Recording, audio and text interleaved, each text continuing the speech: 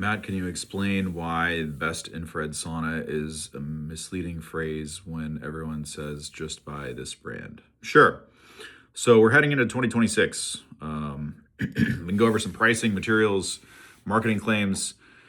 I'll do another live stream for first time buyers. We need to cover upgrades, budget versus premium. A lot of times when you guys are asking questions like this in the group, you can get by with something like a Costco sauna that doesn't have a floor heater and stuff like that. I understand that it's within everyone's budget to pick, or I'm sorry, I understand that it's within everyone's right and you should only choose stuff that's within your budget.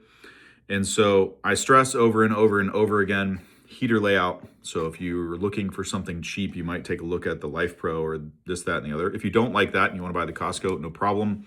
I can go over upgrades and stuff with you. But long and short of it is, there is no single best infrared sauna. There's no single best brand. There's only the best one for your situation. That is the deal.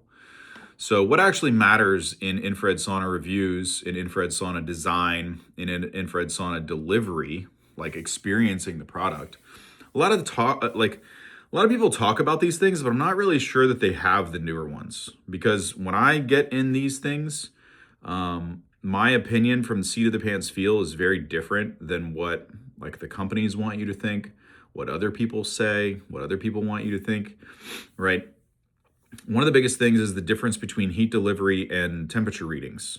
You might see a specific temperature on, the control panel. Oh, it only goes to 140. Oh, it only goes to this. Then riddle me this. How is a cheap sauna that only goes to 140 making you sweat buckets when another sauna that's at 165 and has all these full spectrum heaters and fancy stuff, right, is barely getting hot enough to give you a sweat after being on for an hour? Anybody paying attention? Right? Heater placement. Surface area.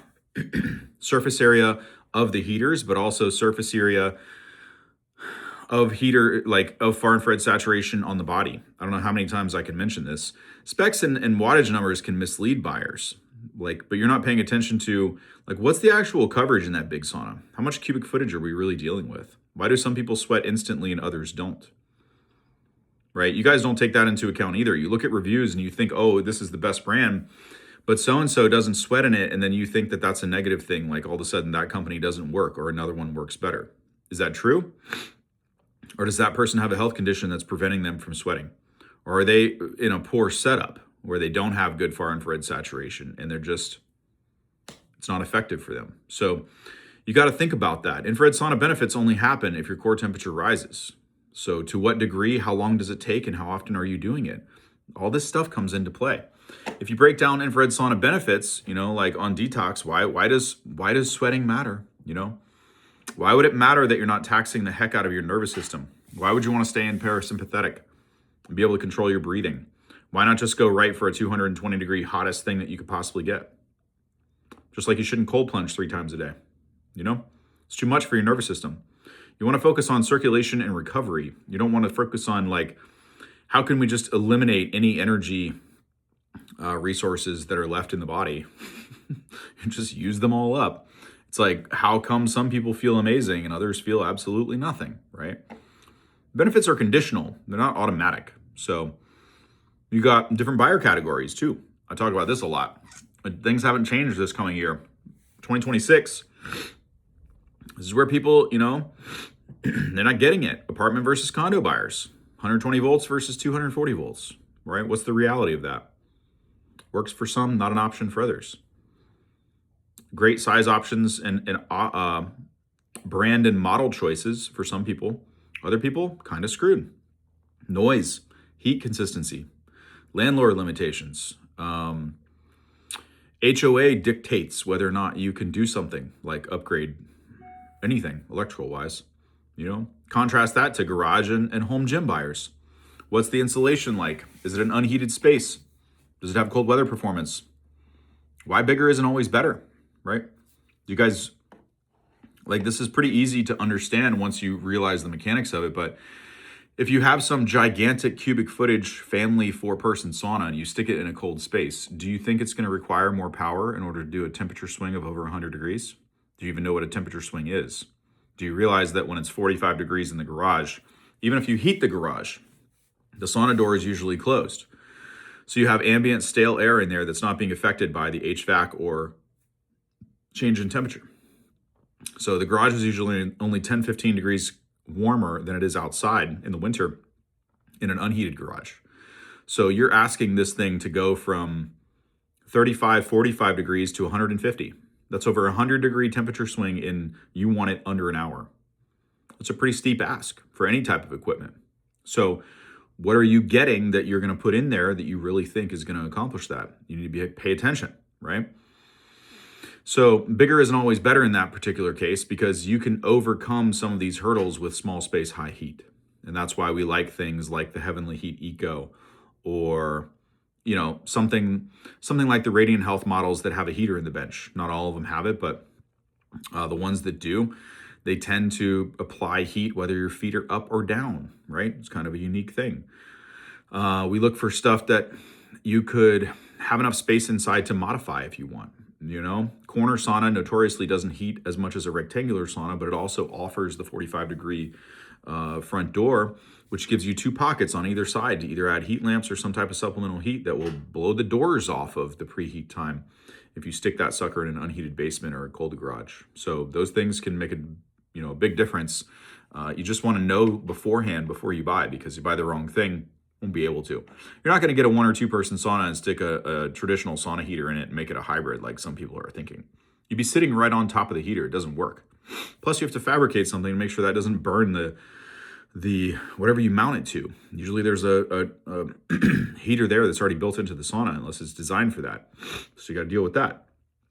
It's a lot easier to add heat lamp bulbs to the ceiling or do something as long as you have the distance. I mean, in a tiny little sauna, it's difficult to do that. You don't want them right over the top of you because the surface temperature of them is too high. So detox focused buyers, heater layout. You want to be hitting the tissues with everything that you can. Your session length versus intensity is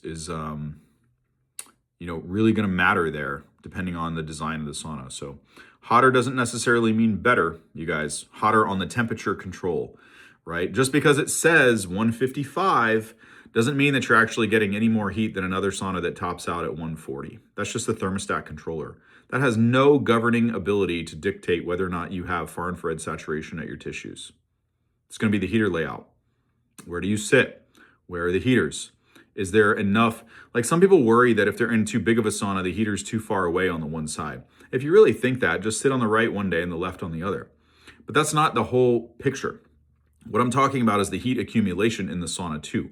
Yes, if there's 3 feet from your other side to the heater, do you really think you're going to be getting the same intensity as if you were sitting right next to it? Of course not, right? You also have to understand that these family saunas, the heat increases too because you have more body heat in there. So there is some convection in these infrared saunas. So typically that's not an issue and you don't notice it. Maybe if you were using a 4 or 5 person sauna by yourself, you might. But that's a whole nother deal, right? And that's where things come into play. Like, is there a heater in the bench? When you check the FLIR coverage from our FLIR videos, do you see a bunch of blue? If you do, if you sit in a position where you're laying on the blue, do you really think your body is going to feel the same warmth as if it's the same as another heater where you wouldn't be sitting on blue? Like, it's literally that simple. Watch the FLIR footage of various saunas. Look at the color of my shirt. Any sauna that looks like my shirt inside of it, that is a cold zone. Figure out how you like to sit. Is it legs up? Is it cross-legged? Is it normal? Do you like to lay down? Do you like to do this? Think about where your body would be positioned if that were the case, and then look at the FLIR footage. Is the sauna that I'm going to buy blue in that area? If it is, you know what to expect. So budget versus premium buyers, what extra money actually buys? Is it fit and finish? Is it more heat? Is it this? Where does overspending happen? Do you really need to spend the money? Where cutting corners hurts. That is the key part you want to make damn sure you focus on, because if you cut corners and you get something that doesn't have a good heater layout, you could have all the features, the best fit and finish, the best wood quality, the best sanding, the best this, the best Wi-Fi controller, It's not going to work well for you. It's not going to give you and your family the benefits that you're after, that you think you're wanting to get. So do not cut Do not cut corners on heater layout, right? That's the one thing that you do not compromise on, ever. So, common infrared sauna buying mistakes. Yeah, I can answer this for you. Buying based on, dealer exclusivity. Guys, I have videos on this. I don't think you guys realize this. Common mistake is for somebody to tell you only this brand, will do this, this, and this. Do you know why they say that? It's not because that's the only brand that does that. They're saying that because that's the only brand they're allowed to sell.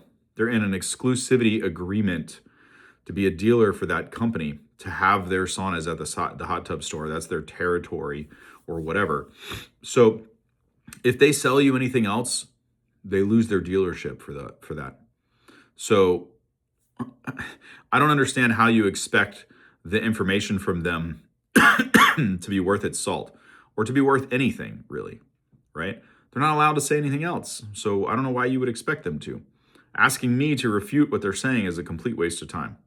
Because once you understand that they're not allowed to say anything else, or they lose their whole, business, what are we really doing here? So obsessing over one spec, like wavelength, emissivity, temperature range, EMF, pick your poison.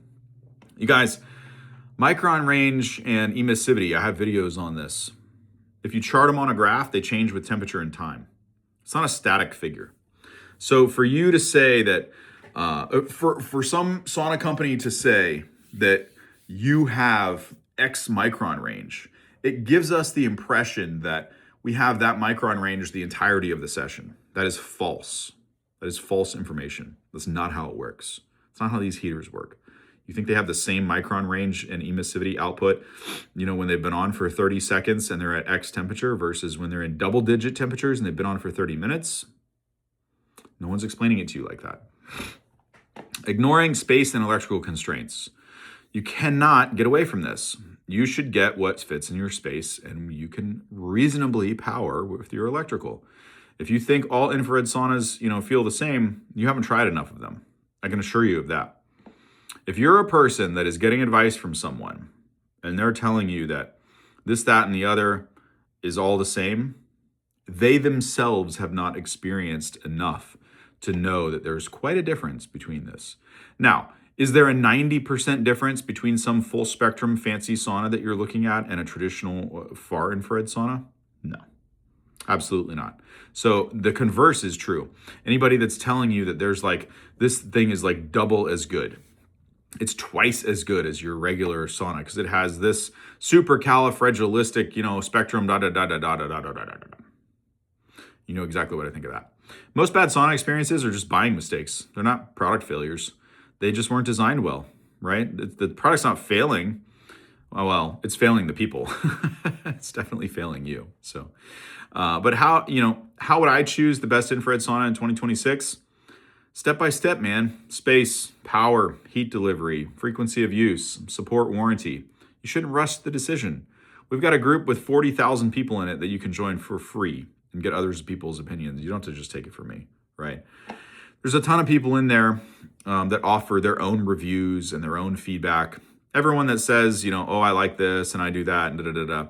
Guys, if it wasn't accurate, if what I'm telling you wasn't accurate, don't you think 40,000 people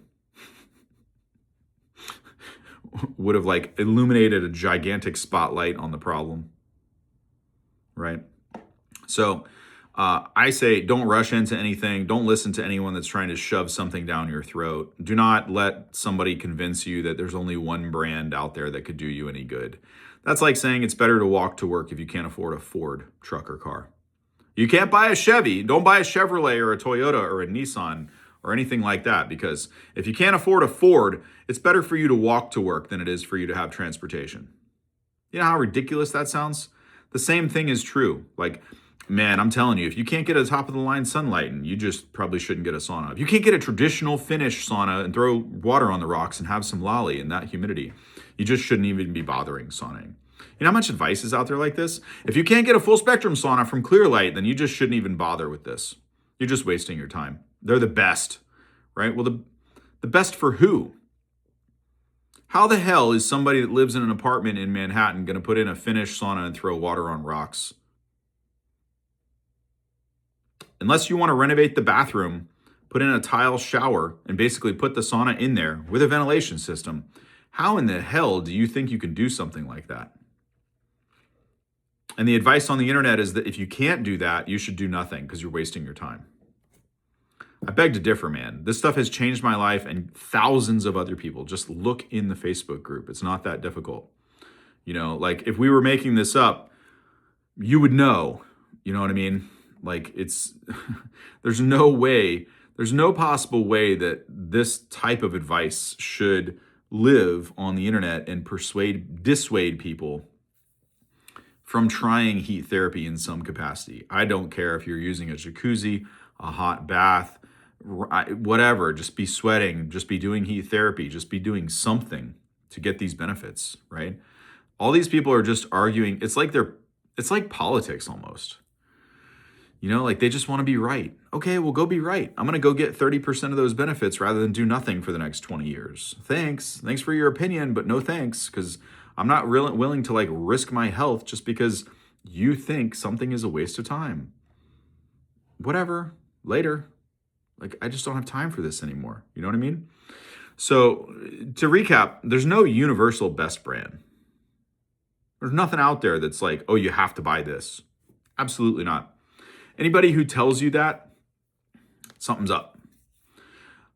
You can find updated reviews from me. You can find buyer reviews from me on the YouTube channel, in the Facebook group, scattered across the internet.